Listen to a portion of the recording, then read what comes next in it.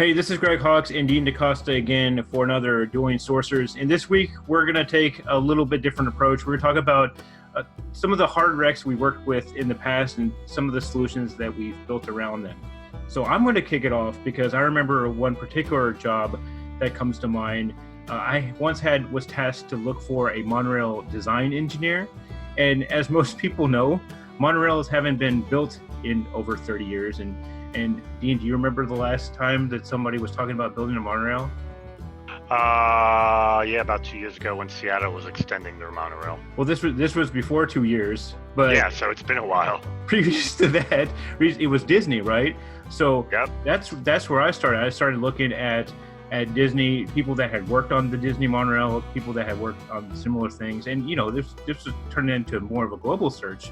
But one of the things I found is that some of the same parts were used in like light rails and fast speed rails and fast speed trains and things like that. So I was able to pull some keywords in that respect around that and just search on Google for different engineers that worked in that sort of thing.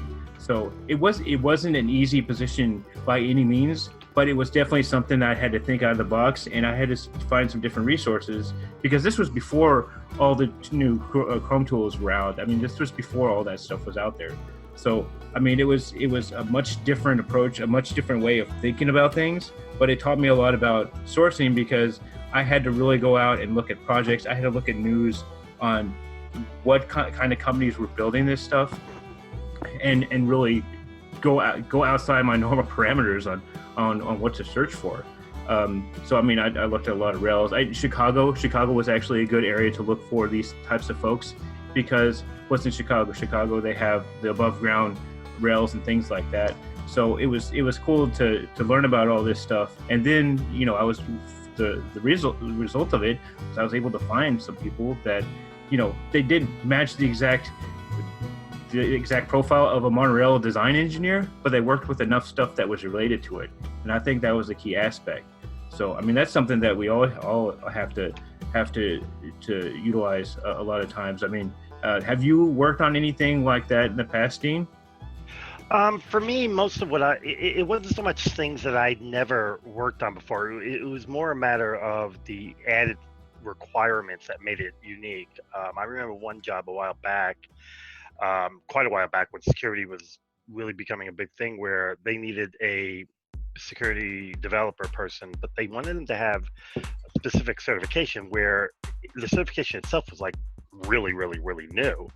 Now I didn't know that at the time. I just took I got the information before I met with the hiring manager. I did my research and I had to go to him and say, hey, look, first of all, I'm not sure why you want them to have a certification. It's not really a developing certification. It's a networking one, number one. Number two, it's a brand new one. There's like 5 people in the world that have it. So what are we doing here?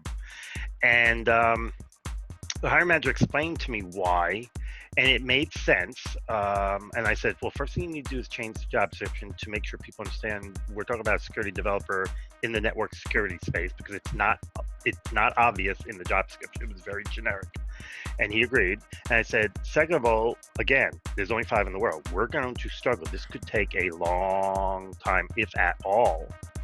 And I had already identified all 5, and I had to explain to him, you know what, dude, 4 of these people are making like $200,000+ a year, and this is back in 2005. Yeah. We got a problem because you can't afford $200,000.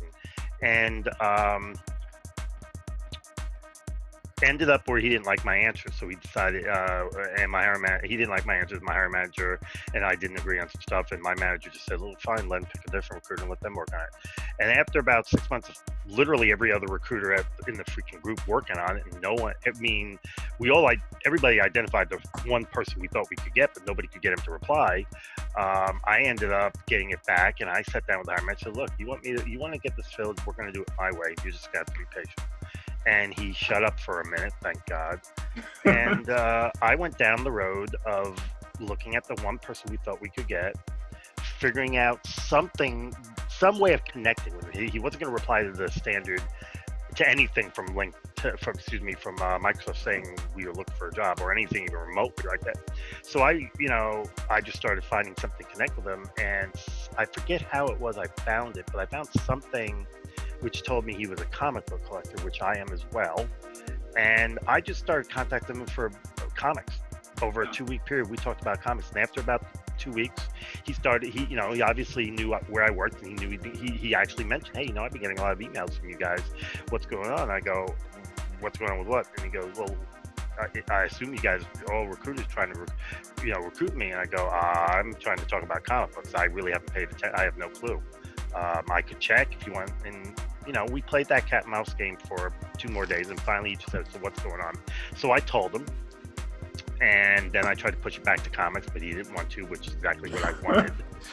And long story short, about 2-3 weeks later, he started, and he's still there, actually. Yeah.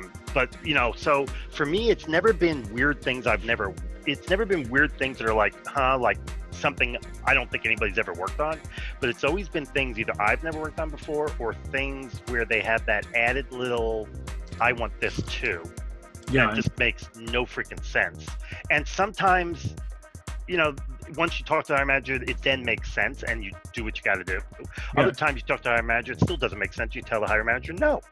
I mean, contrary to public, and this is something where recruiters and sourcers lack, it's okay to say no to a hiring manager as long as you have the facts to support you saying no. Well, you said there were 5 people there. There are 5 people in the country that could do the job, right? So, yep. I mean, that's a very niche type of market, and the reason you knew that was because they had to have the certification, right? I mean, that's something that I use on a regular basis. If it's a required certification, I mean, I'll use that, and like you can use stuff like NICET. NICET is fire suppression certification, right? And you can literally put that into Google, or put that into a LinkedIn search, and find a target list of people that can do the job. Or you can use some competitive intelligence type stuff. But I mean, that's another way to get to the final answer as well. But what you talked about, I mean, it's you really reeled this person in, and that's sometimes what you got to do, right? So, I mean, yeah, I know I was reeling in somebody in the same way about a software engineering job for like 4 weeks, just, keeping up that relationship, talking about what you initially talk about, and what I usually do is I just be honest. I'm honest with people. If I see something about them doing some teaching, and it's also related to software engineering, because that's kind of what our market is right now, I'll talk to them about it. And I'll say, hey, I really noticed you've got both of the things that we're looking for, and just keep talking to them. But I think that's a key point. I mean, you started with the certification. You could tell just instantly it was going to be a hard search, right? So yep, that's a key element. A lot of people don't even dig into like the keywords and the certifications and what they all mean, and even have that recalibration call with the hiring manager. So I thought that was great. So another thing that I've worked on in the past that was kind of strange, I guess, was I remember working for a company out in California, and they were looking for a refurbishment electronics engineer. So what that entailed was they would take iPads, PCs, refurbish them, and then resell them as new products out in the market, right? So it was a very niche type of position as well. And what I did is I did research on it. Research was a big part of that. And I found a keyword around reverse logistics. And reverse logistics is basically that type of search, that type of process in a similar way. So, there wasn't a lot of people that had electronics refurbishment on their resume. There just weren't a lot of people out there. But there's a lot of people that had reverse logistics and worked in that type of system, especially manufacturing. So I was able to identify people that weren't in the initial pipeline that way, and able to reel people in that respect.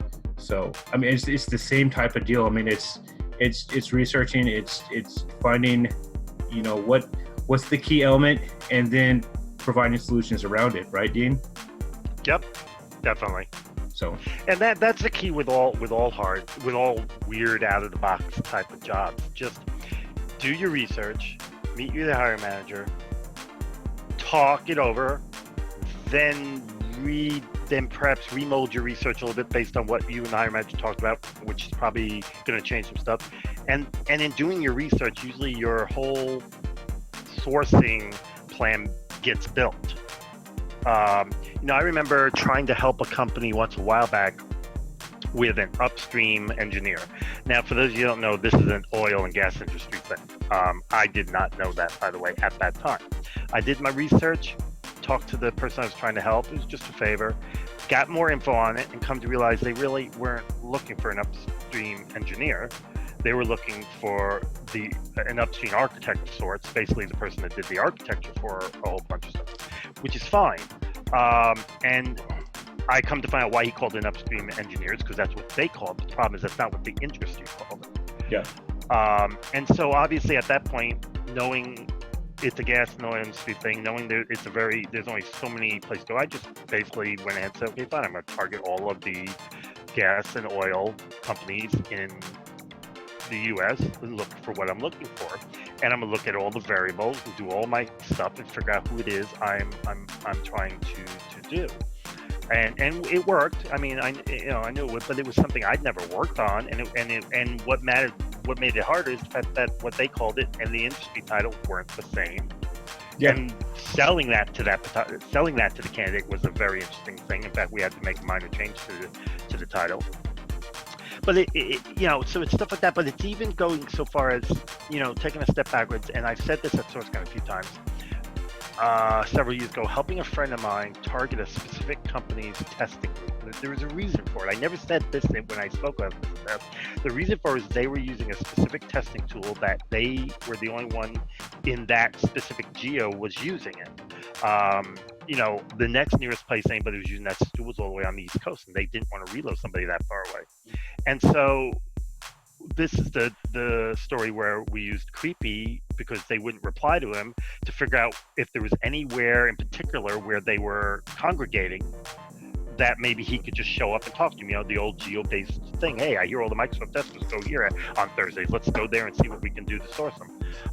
And so eventually, he met them. He went to where they go to hang out once a week together, and he was able to recruit 3 or 4 of them. But it's the same thing, and I think, I think people get so caught up in their, I'm just going to go on LinkedIn, find my people, send enough emails out that I'll get a decent enough reply. I mean, they play the dartboard game where they just find enough people, throw them in the air and throw darts until a couple stick.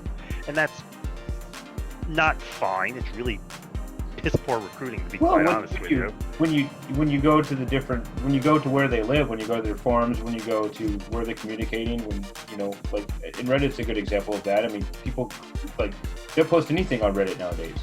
So I mean that's a prime example, because I mean that's where people live, that's where people communicate. Like Facebook is another place that people you find their true identities of what they're really talking about. But I mean, I totally agree with you. I mean, it's not just about finding people on LinkedIn. It's about going to where they're communicating, to where they're talking to each other, to where they're complaining about. So, about, I think it was a year and a half ago, I had somebody at SourceCon stop and go, "Hey, Dean, I need to find people that work on farms." And I'm thinking to myself, okay, there's sites for that. I've been. But I agree with you. But first of all, I had to go, you need to find people that work on farms. Part of me wanted to make a smart aleck comment, decided not to. And I've worked on a farm, so I'm not totally. Just I said, okay, here's what you do. There's a couple of easy ways to do this. Way one, go on the state site, look for all the farms. They are on there because they almost all get state subsidies of some kind, and you'll know what the name of all the farms are. Yeah. Then look on a map where all the farms are. Find the nearest town. Go there on Friday at about 7 or 8. Most of them will be in the bar right there, and you can talk to all of them and hire them. And they actually emailed me about 6 months later, said they did that exact thing, and they found them, and they hired about a load of people. Yeah. And I go, it's not rocket science to do this. I just think people don't think. I think sometimes, like I said, I think LinkedIn, and I wrote an article about this, and I'll say again, I think LinkedIn has been a boon for sourcing, but has also been a bust for sourcing. It's been a boon in that one place you can go and find all these people. It's been a bust because it's created a lot of really lazy recruiters and sourcers. Yeah, but on the flip side of that, I mean, these people do gather places. I mean, sometimes. Oh yeah. Sometimes it's a bar. Sometimes it's at a conference. Sometimes it's an association. Sometimes it's a chapter meeting. Sometimes it's I actually told the same person the other thing you can do is look for the state fair. Yeah. I guarantee you they'll all be at the state fair. Yeah, and so I mean it's about, you know, where do these people gather? Where do they communicate? So I mean, and we're about to be at SourceCon, and that's where a bunch of recruiters and sourcers. Yep. And you know, people from different industries are exactly like us. Whether it's the tech industry, whether it's the farm industry, whether it's, you know, mechanics. I mean, they're all like us. They all post stuff on social. They all communicate. Most of them have cell phones at some point and communicate on there somehow. You know. I actually just spoke to somebody who's looking for. Say, hey, we need recruiters. Can you help us out? I go, no, but if you go to SourceCon, I bet you find boatloads of them. Yep. Yeah. So I mean, and they're like, oh, that's a good idea. I'm like, but I mean, being here just diving into software engineers. I mean, they blog, they vlog, they you know, they put blogs up. I mean, they do blogging, they do videoing, they put code up on different code repositories. They're out there too. Everybody's out there. We're in the land of you know, everybody's out there, and that's the thing that people need to understand. I got to a big discussion, actually a semi-argument with a guy. Basically swears by LinkedIn. It's LinkedIn this, LinkedIn that. And I keep saying this. I'm sorry I pick on LinkedIn. I don't mean to understand. But I mean, there's so much more out there. Like there's meetups, there's AngelList, there's, I mean, I'm just talking tech now, but there's associations around. There's AMA for doctors and nurses. There's actually conferences. There's actually a truck service conference. Several of them. I know. And not everybody. And that's what I keep. And that's why I said, dude, not everybody's on LinkedIn. Yeah. LinkedIn says it's got 610 million. Let's say that's right. Facebook's got 3.5 billion. And YouTube billion, big difference. So obviously LinkedIn doesn't have everybody. And I mean, even like YouTube. YouTube is a huge unused resource. I mean, you can not for me. I've been using it for a while. But people don't talk about it. And I mean, that's one of the things that we're going to be talking about next week. But I mean, you know, it's an untapped resource, and a lot of times, especially if you find somebody who's trying to grow their YouTube channel or whatever, like me, you'll find contact information right there. So I mean, yeah. See, I'm not trying to grow my YouTube channel. I'm like, you know what, dude? Here's the stuff. If you guys want to learn stuff for free, go there. If not, then that's fine too. I do it as much for myself as I do it for anybody else. If people want to go there, they go, I've got a decent amount of you see, that's a part of my problem. I don't even know I stopped looking at my numbers for social media probably 4 years ago when I went into my Twitter feed and I had like 60,000 followers. I'm like, okay, that's impossible. Something's not right here. And I used the tool and come to find out that about 50% were fake profiles. And I'm like, I don't want fake people following me, so I got rid of them, and then I cleaned it up again, because then I noticed a whole bunch of not fake profiles but questionable profiles, and so I think I'm at 14,000, which I'm fine with that, because frankly I don't even pay attention to how many people I have on LinkedIn. I just look at them. If they seem real and they seem legit, I'll connect with them. And when I hit the magic number of 30,000, they say, I'm sorry, you can't accept anymore, then I'll have to go in and clean it up. But until then, I ain't going to worry about it, because there's a tool that you could clean up your Twitter account, wasn't it? There was a couple of them out there. They're listed on the SSAR page. I'm not going to go through them all, because frankly, I don't remember. Tweepy or Follower Wonk or something like that. Follower Wonk does it. They'll sit there and look at them all. They'll tell you which ones are fake. They'll tell you which ones are questionable, which ones are this, which ones are that, which ones are in English, which ones aren't in English. And I'll give you a hint. I speak several languages, but when it comes to social media, if your account's not in English, I'm probably not going to connect with you. Because frankly, I ain't got the patience to try to remember how to read in other languages, even if it's one I speak, because I don't speak them. You know when's the last time I fluently had to speak any other language besides English? It was probably 12 years ago. I don't, I mean, unless you get me drunk and then my Hispanic accent comes out and then I'll start speaking a little more, I don't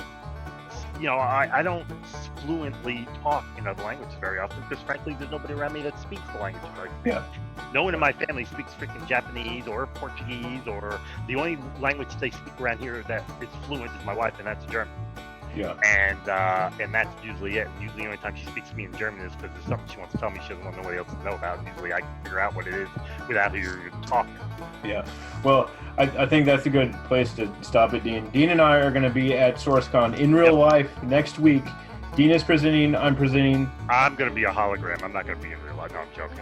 No, you're gonna be in real life. We're gonna have to take a picture together at one point. We'll be there, and Jeremy is also presenting. Jeremy's gonna be there. Levy's gonna be there. Who else?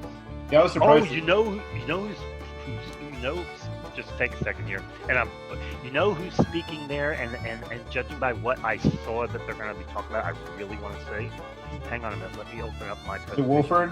It was Wolford. Yeah, it's Wolford. Yeah, we talked about him last time. Yeah. Yeah, something about what he's talking about. I'm like, I gotta see if he's gonna do what I think he's doing, and if not, I mean, it's really funny. We're the people. We're presenting, so people want to come and meet and see and all that. But yet, I think sometimes people forget that we're just as much fans of people. Yeah, it's Wolford Quantum Sourcing. We're just as much fans of people. We're just as much fans of people as people are of us.